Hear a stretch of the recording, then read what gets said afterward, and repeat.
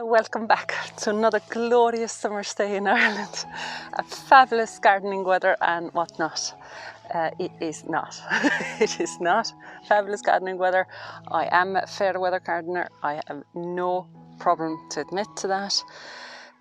It's just I found it terribly annoying to stay indoors, to not being productive and watching everything grow like crazy because it's very humid. It's quite warm outside, but what at least I got myself out to do is to trim the hedges, just even the size. Obviously I'm not going to be climbing on the ladder in this kind of weather, so the tops are not done, but at least the sides are cut back, especially because during the winter I had really cut them back to rejuvenate the hedge. I lowered areas and I made some of the hedges thinner as well, and because of that they'd be holes and gaps, and this obviously really invigorated the growth, and the hedge, even by sort of end of June, looked already like what it usually looks like by end of August. So it would definitely want to be trimmed back, and it will be easier now during the winter for me to see again where I need to cut further into it. But it, as you see, it looks like a crazy hair day. But what I'm going to do now, at least, as I said, I have these hedges trimmed back, so that's great. That's just amazing to have this kind of a job done. But I'm just going to harvest a bit of food for the dinner. I'll show you around what's growing well, and that's really going to be it for today. I'm not going to be fish further because I am totally soaked down to through all those layers of clothing what I have. And yeah, as I said, I don't really enjoy being outdoors in this kind of weather, but needs must sometimes, and you could still do a little bit. Not the whole lot, but still a little bit to get outside. Calendula obviously is loving this weather because the flower heads are as big as saucers. They're huge.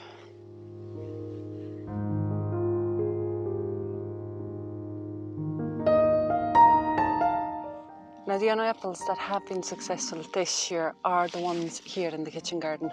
So the one that's next to me is James Grieve, and the one behind me, and I'll show you a real nice close-up of it, is a Discovery. And that's probably more to do because of obviously the fruit tree gills that I've applied here. So there's a good combination of plants that support each other for sure in here, but also because we had a really late frost at the end of April, and most of the orchard fruit trees blossoms got burnt. So there is basically no apples at all in the orchard, only on some of the lower leaves of another James Grieve, I think, or maybe Jonah Gold, but it was only because that tree put out a little bit of flowers, like a second flush of flowers, towards the end of May, I think it was. And then one of the cherry trees that was in the furthest away, tucked away corner that the frost mustn't have touched. So that got fruit, but birds ate them. I was just too late netting them. But here in the kitchen garden, obviously having slightly different conditions, slightly different microclimate, the apples are doing absolutely wonderfully.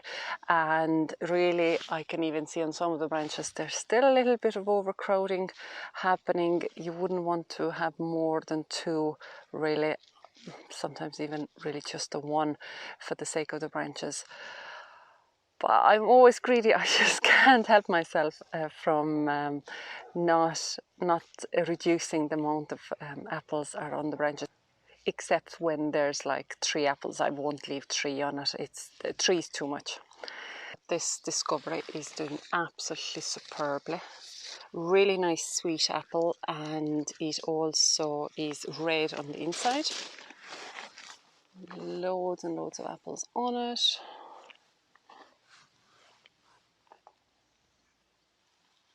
And then we also have what the storm or storms brought down, the windfalls, but the tree is just laden with fruit. And so is this James Green. It's just much harder to spot those apples because they are at the moment still green, but they will have this kind of lovely orangey, rosetty tones coming out quite soon. And now there's 3 there, and what I mean about 3 being too much, there, one gone. It feels so cruel to take an apple away, but it's just they wouldn't have any space to physically grow, so they're going to stay as small apples otherwise.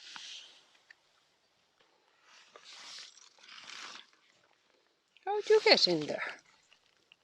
Ah, oh, there's a few of you there. Oh, I see you in there. Oh, I see you in there indeed. Let me just flush you out.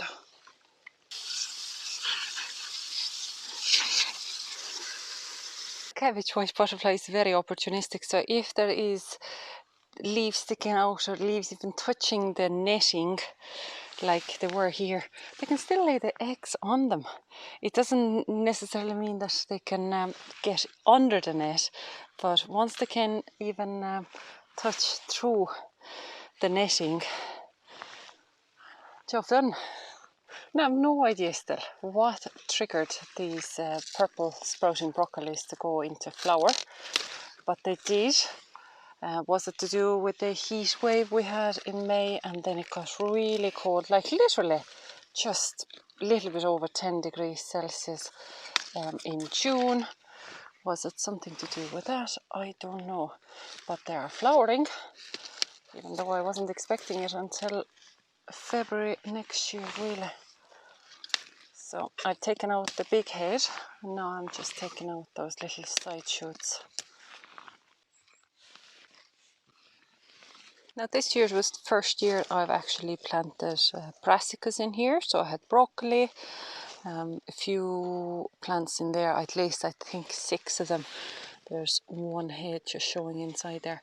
And then I had Brussels sprouts in here as well. Well, actually the Brussels sprouts seem to be the only ones that are surviving.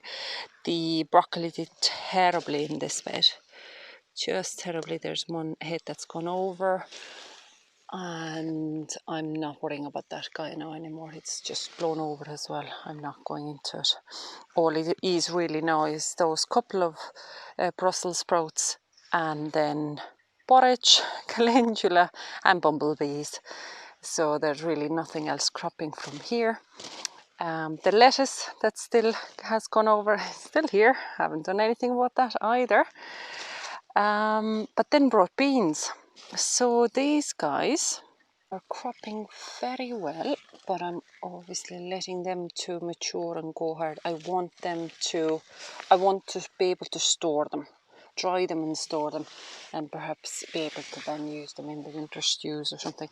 This variety, because of the flower description, was just so gorgeous. And it truly is, and it has put up very well with this really extremely windy site because it was a shorter growing variety, and it was advertised as a good for windy site, and it definitely ticks all the boxes. So I do want to make sure that anything that's coming on them, I'm going to just let proper mature so I can save my own seed as well, and just see what we can do next year with them. Otherwise, yeah, it's always a pleasure to pass these fruit tree guilds. Oh yeah, actually, rhubarb. Let me just see, is there anything I could get for tonight? For the crumble. I don't want these big, massive stalks. And younger ones. Badon Wonder peas are going to be amazing, and they're so delicious. They're so tasty. So they're all maturing very, very nicely. These pumpkins, I believe this was the Crown Prince. There's a couple of pumpkins coming, but we need Need this weather to be a bit better now to make sure that we can get nice pumpkins. I love pumpkins. Definitely something I'm looking forward to every year.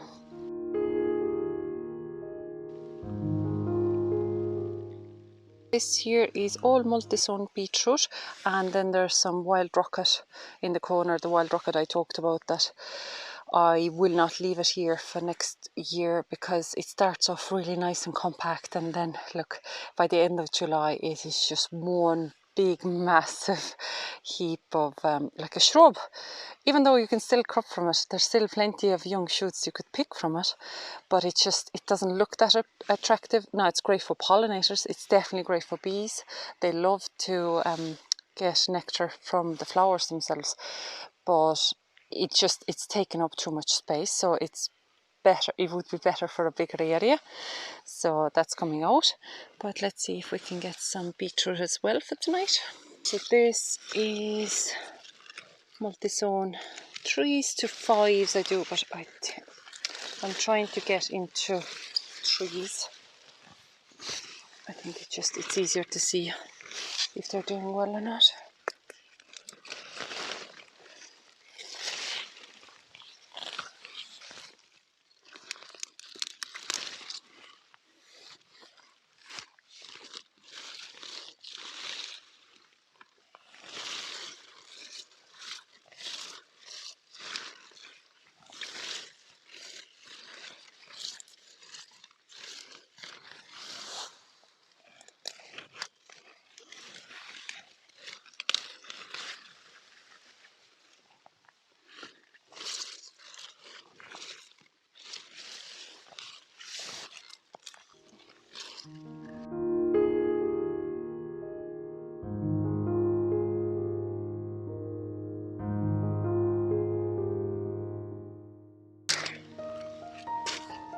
The sweet corn tassels are out, so hopefully, well, that's the male.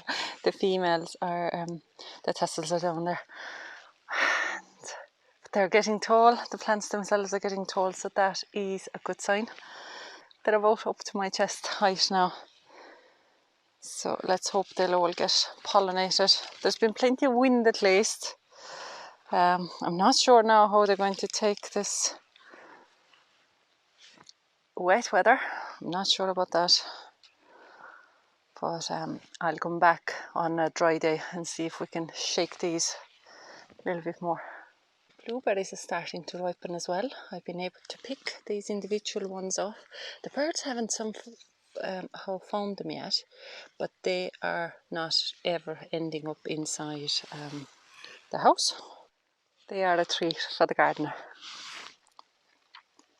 Yeah, a little bit sour, but no, they're lovely, lovely, lovely. And because they're so good for you, and they're healthy, and they're organic. There's nothing being sprayed on them, so that's what makes them actually the best. These raised beds of these planter beds.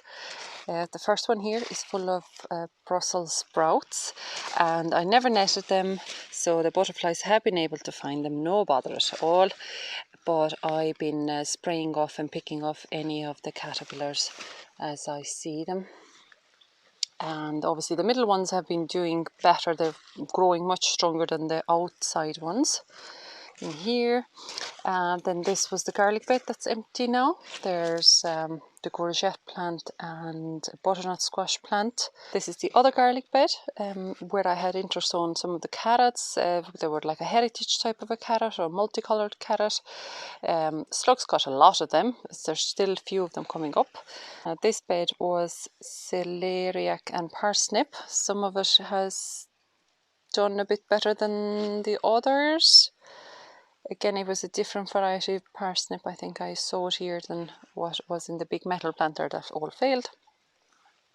This is a red Russian kale that I believe is coming up from last season as well, so it's sort of like this planter, that's where they were last winter. But I actually have a couple of garlics still left here, so I have to pull them up someday. Not today. Today is not that day. And then I have a whole planter of sweet, and this is delicious as well. Absolutely fantastic crop. It's been actually very good this year, and this is Marian variety, originally sown 12th of March. Look at the size of them, like they are huge. So I'm definitely taking, I think I'm actually going to take 2 of them. Yeah, I'll take 2 of them because I've re-sown. Oh Jess, I need to get something to chop through the roots, they're so big. I'll take the biggest out in here. See the size? That is huge. Yeah, I need to get a knife for that.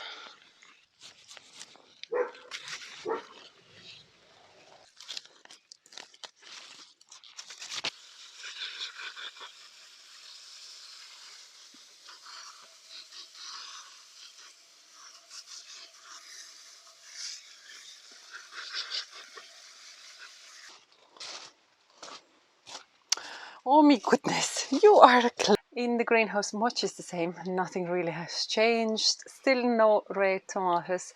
We are anxiously waiting for them.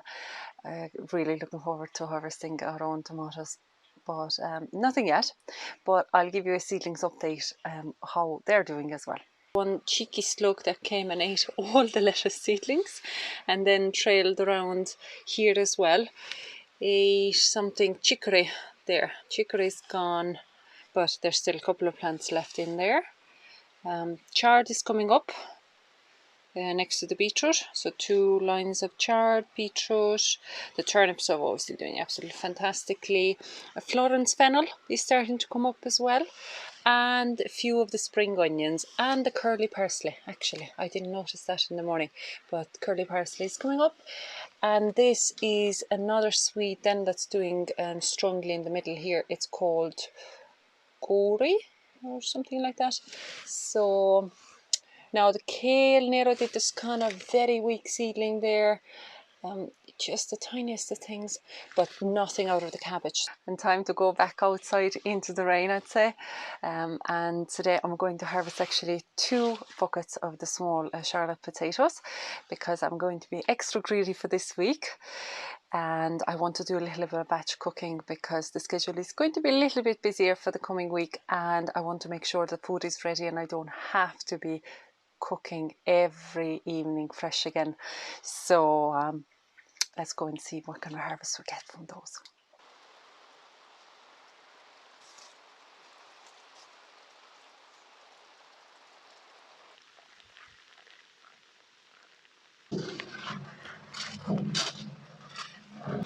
So it's time for bucket 3 and 4 because these are empty. So how do we do that?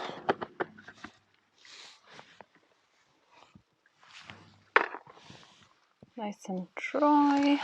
A warm home. Sorry, yes, it's a bit dry maybe for you. You're going to this planter.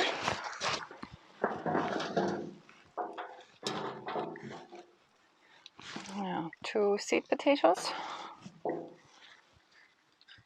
like in all of them. Really nice and clean again.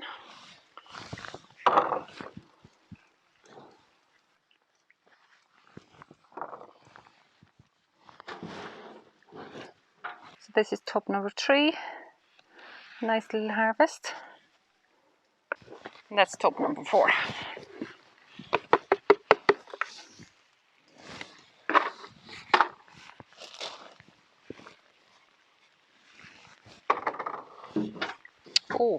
Oh, visually looks like there's more potatoes in this one, but could be wrong. And there's way more actually worms in here as well. Nice tiger worms.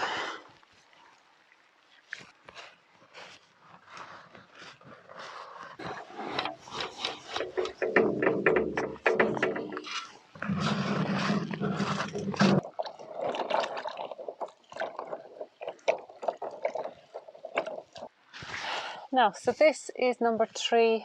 That's number 4. Now the 4 looks like there's more, but I suppose the weighing scales will tell us the final result. But it looks like there's more in the 4, but that's lovely. That's a nice harvest.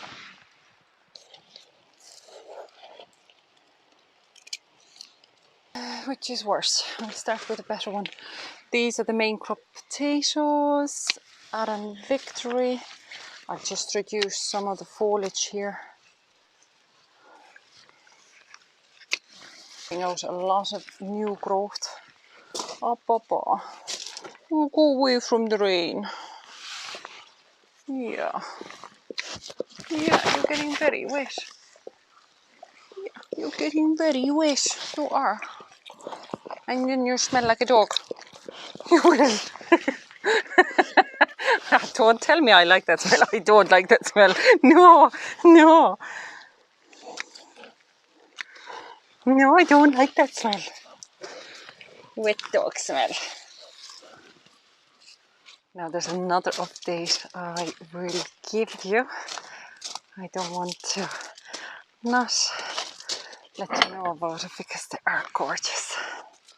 We're after getting an additional 2 young point of lay hens. They're definitely still very afraid of us, but they're absolutely gorgeous. 2 ladies, 2 girls. Hi. And one is really inquisitive already, much bolder and braver, and I called her Blossom. The other one doesn't have a name yet. Well, I haven't told the rest of the family either that I've named her already.